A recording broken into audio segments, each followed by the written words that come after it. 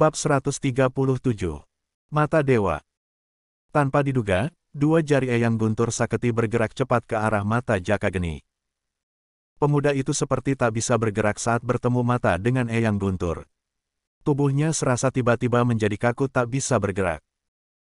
Kedua jari Eyang Guntur pun menancap di kedua bola mata Jaka Geni. Krak. Bunyi mengerikan itu membuat Brojo Mukti dan Mahameru bergidik ngeri. Jaka Geni tak bisa berteriak. Seluruh tubuhnya serasa dikuasai aliran dingin yang membekukan pembuluh darahnya. Maaf Jaka Geni, kau akan merasakan sedikit kesakitan. Tapi ini demi kebaikanmu dan alam semesta, kata Eyang Guntur sambil menarik dua bola mata Jaka Geni. Apa yang akan kau lakukan padanya guru? Teriak Mahameru. Memberikan mata dewa kepadanya. Dan juga aku ingin menjadi manusia biasa, dengan mata biasa, kata Eyang Guntur. Darah muncrat dari dua rongga mata Jaka Geni yang bolong. Siapapun akan merasa ngeri melihat keadaan Jaka Geni saat itu. Untung saja pertemuan itu hanya dihadiri 4 lelaki itu saja. Jika ada istri Jaka Geni, tempat itu akan menjadi medan perang dalam sekejap. Eyang Guntur menaruh dua mata itu di atas meja. Lalu dia pun mencongkel dua bola matanya. Dengan cepat dia memasang dua bola mata miliknya kepada Jaka Geni. Lalu dia juga memasang bola mata Jaka Geni di rongga matanya. Mereka berdua sama-sama saling membuka mata dan berpandangan. Saat pertama kali melihat Eyang Guntur, Jaka terkejut. Dia melihat sosok asli Eyang Guntur Saketi yang sebenarnya adalah Dewa Petir Narada. Setelan pakaian Eyang Guntur tampak megah. Tidak compang camping macam pengemis. Inikah kekuatan mata dewa, Eyang? Tanya Jaka sambil meraba matanya. Eyang Guntur tersenyum. Benar, mempunyai mata dewa adalah beban yang cukup lama aku pikul sendirian. Aku bisa melihat semua dunia, tapi aku tak cukup berani merubahnya menjadi lebih baik. Kau adalah penerusku Jaka Geni. Aku berharap kau bisa menjadi dewa di masa depan, dan merubah tatanan pemerintahan yang kacau balau di atas sana, kata Eyang Guntur. Jaka Geni nampak terharu. Dia menatap mata orang tua itu. Mata itu adalah miliknya. Meski bola mata itu diambil, ilmu segoro gaib tetap masih berada di dalam tubuhnya. Itu artinya mata Eyang Guntur adalah mata manusia biasa. Jaka, temuilah putriku Narasima. Dia sudah mengajakmu berbicara, itu artinya dia sudah siap bersuami. Aku merestuinya, dia akan menjadi pendamping hidupmu selamanya, kata Eyang Guntur membuat Jaka Geni ternganga. Jaka belum pernah melihat sosok gadis dewa yang akan menjadi istri barunya tersebut. Dia hanya pernah mendengar suara merdunya saja saat bertarung melawan Dewi Durga. Itu artinya Jaka Geni akan kawin di dalam pedang Eyang? Tanya Brojo Mukti membuat Eyang Guntur melotot ke arahnya. Namun sejurus kemudian, lelaki tua itu tertawa terkekeh-kekeh. Benar juga katamu, tapi dunia pedang yang aku ciptakan itu sangat megah. Bahkan lebih megah daripada gubuk ini, kata Eyang Guntur menyamakan istana megah Probo Lintang dengan gubuk. Lalu Eyang, aku belum pernah bertemu dengan Dewi Narasima, kata Jaka dengan suara pelan. Kau punya mata kenapa tidak dipakai untuk melihatnya sendiri? Dasar anak doyan istri. Umpat Eyang Guntur membuat Jaka Geni hanya bisa menggaruk kepalanya yang tidak gatal. Benar juga ya, batin Jaka Geni lalu dia menatap pedang Guntur Saketi miliknya. Matanya bercahaya biru. Awalnya Jaka Geni melihat kabut putih. Tanpa sadar jiwanya masuk ke dalam dunia penuh aura biru. Tempat yang indah. Batin Jaka Geni sambil melayang di udara. Dia melihat banyak pegunungan dan danau yang luas. Inilah dunia pedang milikku sendiri. Bahkan lebih indah dari dunia manusia. Apakah Dewi Narasima sendirian di tempat ini? Batin Jaka Geni sambil menoleh ke kanan dan ke kiri. Tiba-tiba matanya melihat cahaya putih melesat ke arahnya. Dengan cepat Jaka Geni berkelit dari serangan cahaya putih tersebut. Sinar itu sangat panas. Batin Jaka Geni sambil menatap lengannya yang melepuh karena gesekan dengan sinar tersebut. Hanya dalam hitungan jari, luka bakarnya sembuh tak berbekas. Beraninya masuk duniaku tanpa izin. Terdengar suara keras menggema. Jaka merasakan gelombang dahsyat dari segala arah menuju ke arahnya. Apa-apaan ini? Sambutan yang mengerikan, seru Jaka dalam hati. Jaka Geni mengerahkan ajian geledek membelah langit miliknya. Ditambah dengan kekuatan perisai untuk melindungi tubuhnya, dia siap mendapat serangan dari segala arah.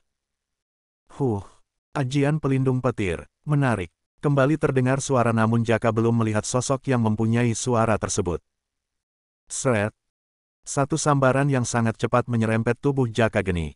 Meski tidak melukai tubuhnya, Jaka Geni bisa merasakan kekuatan yang menyerempetnya. Gila, sangat kuat.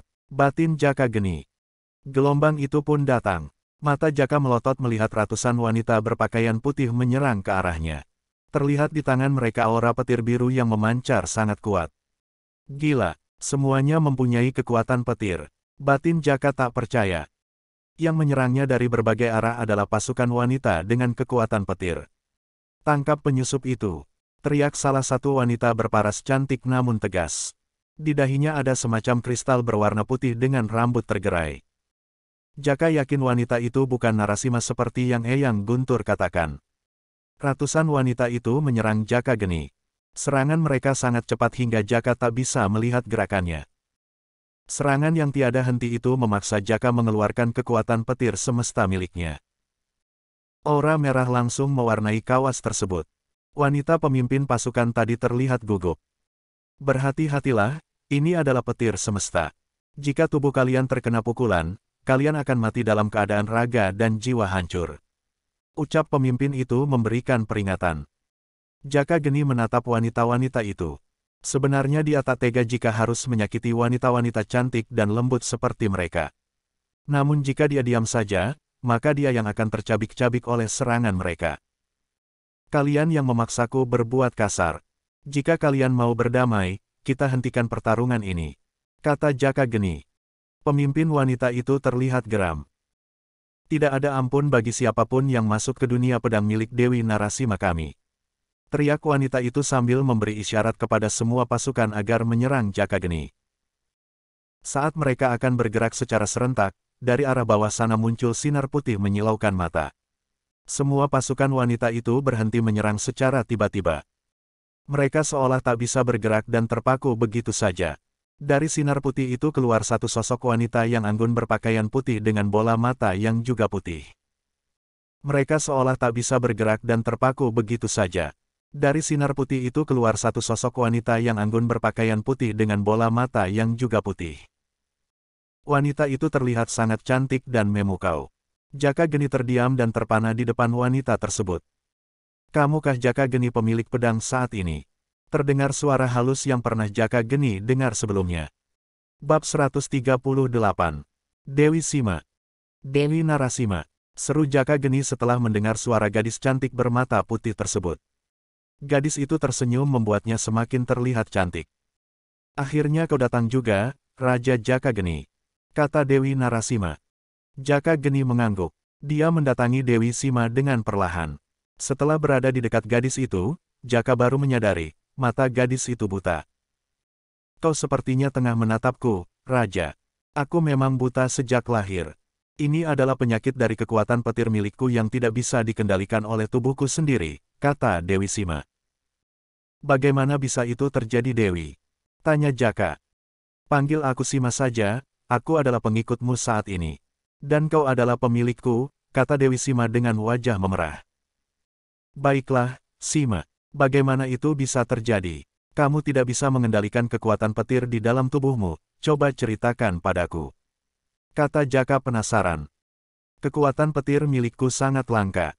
Berbeda dengan petir abadi dan petir semesta, petir milikku ini adalah petir surga. Petir yang hanya bisa dikendalikan oleh pemilik mata dewa. Saat itu ayahku ingin memberikan matanya padaku, tapi aku mengatakan padanya, mata yang dia punya sangat berguna bagi alam dewa dan manusia. Jika mata itu pindah kepadaku maka dunia akan berubah, dan aku melihat takdir mata milik ayahku akan menjadi milik seseorang yang akan menjagaku. Jadi aku tidak mau menerima mata tersebut, kata Dewi Sima. Jaka Geni ternganga takjub mendengar apa yang dikatakan Dewi Sima. Kamu bisa melihat takdir? Tanya Jaka Geni. Dewi Sima mengangguk. Meski mataku ini rusak karena kekuatan dari petir surga, aku masih bisa melihat masa depan dalam jangka waktu yang cukup panjang, kata Dewi Sima. Itu luar biasa Sima. Sungguh hal yang menakjubkan, puji Jaka Geni. Dewi Sima tersenyum kecil. Tangannya bergerak lembut membuat gelombang kecil yang membuat pasukan wanita itu bisa bergerak kembali. Mereka segera memberi hormat kepada Dewi Sima. Kembalilah ke istana, pemuda ini adalah tamu terhormatku, jadi jangan berbuat hal yang memalukan di hadapannya, kata Dewi Sima kepada pasukan wanita itu. Baik Dewi Sima, ucap para pasukan itu lalu melayang turun. Setelah mereka semua turun, Jaka Geni kembali melanjutkan perbincangan mereka tadi. Jadi kamu sudah tahu jika mata ayahmu akan diberikan kepada orang lain? Tanya Jaka Geni. Dewi Sima mengangguk.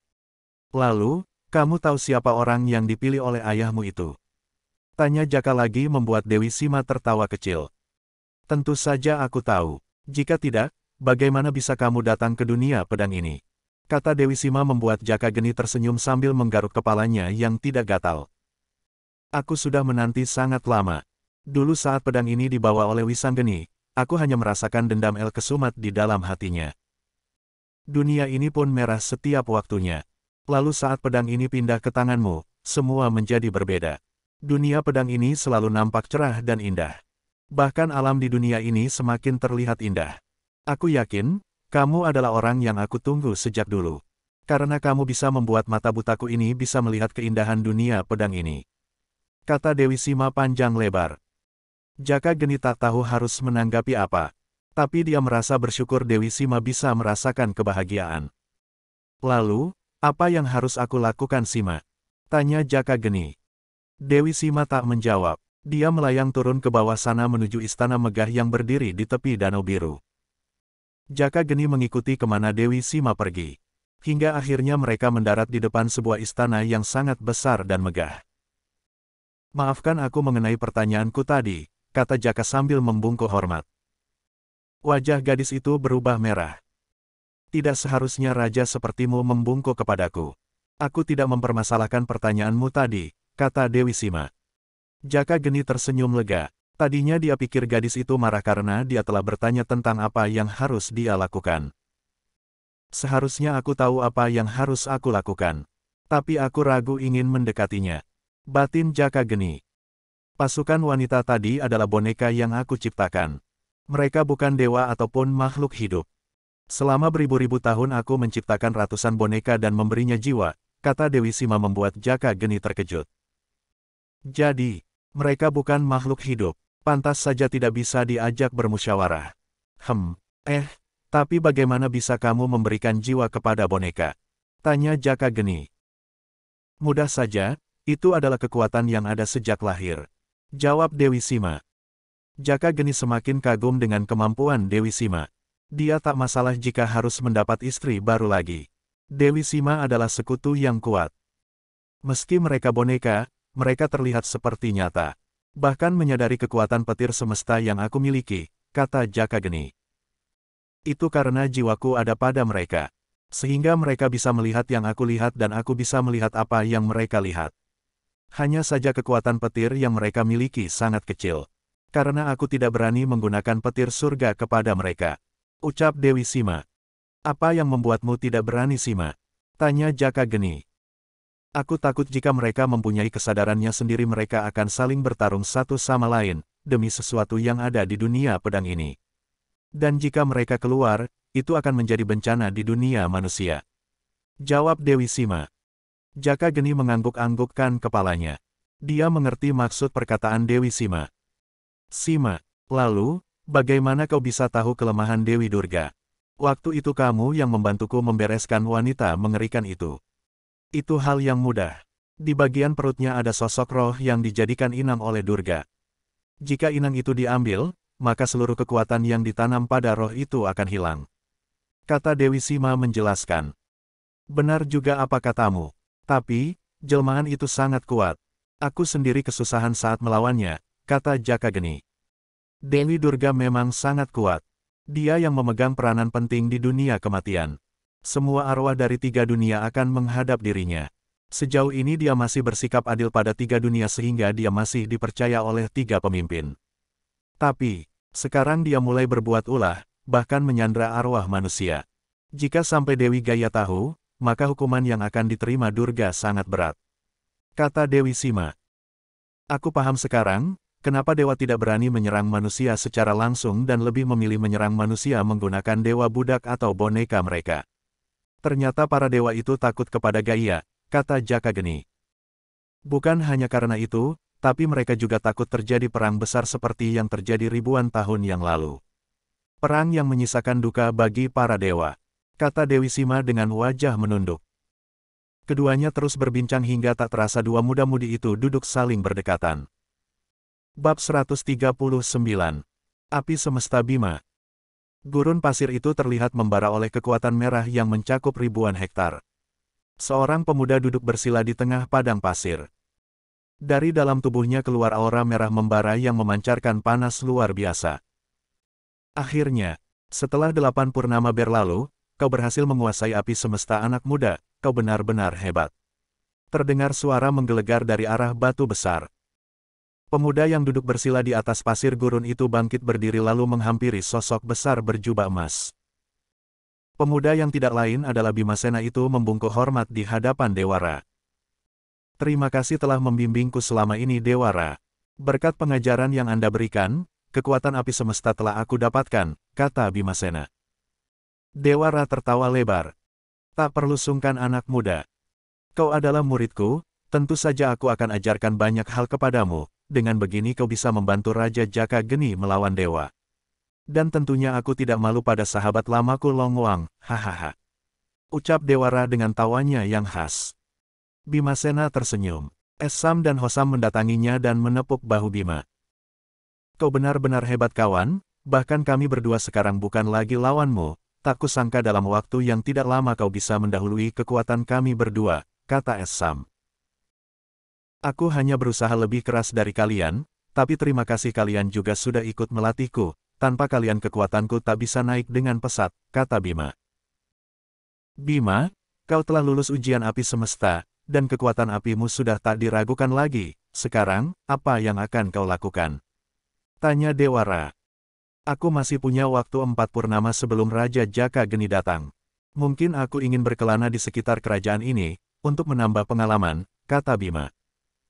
Hohoho, bagus juga. Baiklah, kau bisa berkelana di wilayah utara di dekat Laut Merah. Di sana banyak siluman tingkat tinggi yang kuat. Kau bisa uji kekuatanmu di sana. Tenang saja, itu bukan lagi wilayahku. Kau bisa membunuh sepuas hatimu, hahaha. Kata Dewara. Tawanya tiba-tiba terhenti karena telinganya dijewer oleh seorang wanita berparas cantik jelita. Kenapa kamu malah menjerumuskan orang lain ke jalan yang sesat suamiku? Dewara nyengir kesakitan. Di sampingnya telah berdiri Dewi Neid sambil menjewer kupingnya. Sakit istriku, rintih Dewara. Dewi Neid menatapnya dengan cemberut. Bima tertawa kecil melihat dua sejoli yang terlihat mesra tersebut. Seketika Bima teringat pada Ratu Azalea. Rasa rindunya menggebu-gebu dan ingin segera menemuinya. Tunggu aku istriku, batin Bima. Sementara itu Ratu Azalea saat ini dalam keadaan yang sangat mengenaskan. Kedua kakinya dipasung dan tangannya dirantai. Tubuhnya penuh dengan luka dan terlihat sangat kurus tak terawat. Perlakuan kejam Dewa Penguasa Cahaya alias Patiraja membuat Ratu Azalea sangat tersiksa. Dewa Surya sudah kesal dengan Dewa Penguasa Cahaya. Dia sudah menanti terlalu lama untuk bisa menikahi Ratu Azalea. Di dalam perutnya ada putra Bimasena. Apa kau masih berharap pada putriku? Tanya Patiraja. Apa tidak sebaiknya kita gabungkan kekuatan untuk menggugurkan kandungannya? Tanya Dewa Surya. Jika kita lakukan itu, putriku bisa mati. Dia tak mungkin kuat menahan kekuatan gabungan yang menghantam perutnya. Mungkin kita bisa menggugurkan kandungannya, namun, aku tak yakin Parwati akan selamat. Kata Patiraja. Dewa Surya menghembuskan napas keras. Dia sangat muak dan kesal. Dengan wajah tidak mengenakan lelaki itu pergi meninggalkan kediaman Dewa Penguasa Cahaya. Patiraja menatap kepergian Dewa Surya dengan wajah merah. Dia tidak suka melihat pemuda itu bersikap kasar padanya. Meski hanya dengan menunjukkan tampangnya saja. Surya sangat tidak sabaran. Jika bukan janjiku padanya dahulu, aku tak mungkin mau menikahkan putriku dengan pengecut sepertinya. Batin Patiraja. Ratu Azalea menatap perutnya yang sudah besar. Perut itu bercahaya emas karena kekuatan jiwa milik Ratu Azalea melindungi kandungan tersebut. Sebentar lagi kamu keluar nak. Ingat namamu baik-baik. Namamu adalah Barasena, kamu adalah putra dari Bimasena. Ingat ya nak. Kelak kau tetap akan menjadi putra Bimasena. Bisik Ratu Azalea sambil tersenyum. Cahaya emas itu terlihat semakin terang, seolah mendengar apa yang Ratu Azalea katakan. Dalam waktu sebulan lagi putra dari Bima dan Ratu Azalea akan segera keluar. Keluarnya putra mereka akan mengubah tatanan lapisan kahyangan. Kita tinggalkan kisah Bima dan Ratu Azalea. Kita kembali ke dunia pedang di mana Jaka Geni dan Dewi Sima tengah bercanda ria. Tanpa rasa ragu lagi Jaka berani memeluk tubuh Dewi Sima. Mereka saling tertawa dalam suka. Apakah mereka sedang bercinta?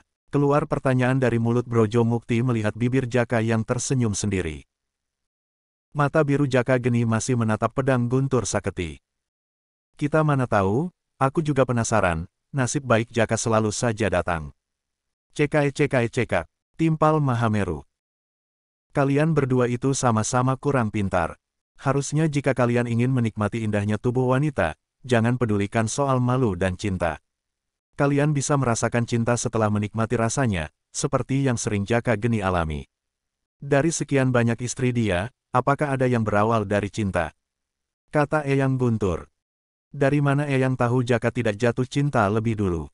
Tanya Brojo Mukti. Jari telunjuk Eyang Guntur mengarah ke matanya. Mata dewa, aku bisa melihat semuanya dengan mata dewa. Termasuk perjalanan Jaka Geni selama ini, semuanya aku lihat. Dari istri manusia, siluman bahkan dewa sekalipun. Semua aku tahu, kata Eyang Guntur dengan suara mantap. Aku hanya mencintai Laras. Karena puluhan tahun di tebing itu, aku jadi kurang dalam hal mengatasi wanita. Kalau guru kan banyak berkeliaran di dunia persilatan. Dia tetap saja malu mengungkapkan perasaannya kepada wanita yang dia sukai. Hahaha. Kata Brojo Mukti disusul tawanya yang pecah. Eyang Guntur pun ikut tertawa dan membenarkan apa kata Brojo Mukti. Bibir Mahameru terlihat cemberut. Aku lagi. Baiklah. Aku akan utarakan perasaanku selama 20 tahun ini kepada Dewi Awan Putih. Kata Mahameru kesal menjadi bulan-bulanan dua orang tersebut. Baiklah. Aku setuju. Kita akan saksikan keberanian sang pendekar tangan dewa dalam mengutarakan cintanya kepada Dewi Awan Putih. Seru Brojo Mukti. Saat Brojo Mukti berkata seperti itu, Dewi Awan Putih pas lewat di dekat pintu ruangan tersebut. Langkah dia terhenti sejenak sambil mencerna apa yang dikatakan ayah dari Kinasi tersebut. Mahameru akan mengungkapkan perasaannya kepadaku. 20 tahun lebih sudah berlalu. Apakah masih ada perasaan itu di dalam hatinya? Batin Dewi Awan Putih sambil tersenyum sendiri. Lalu dengan langkah anggun wanita itu pergi meninggalkan ruangan khusus untuk raja tersebut. Tanpa mereka semua ketahui, Dewa Maruta mulai beraksi lagi dengan memerintahkan semua pasukan Dewa Gagak keluar dari dalam pedang pemecah langit. Aku perintahkan kalian membunuh semua penghuni kerajaan Probo Lintang tanpa tersisa. Perintah Dewa Maruta melalui telepati kepada ribuan Dewa Gagak yang ada di dalam dunia pedang pemecah langit. Bersambung.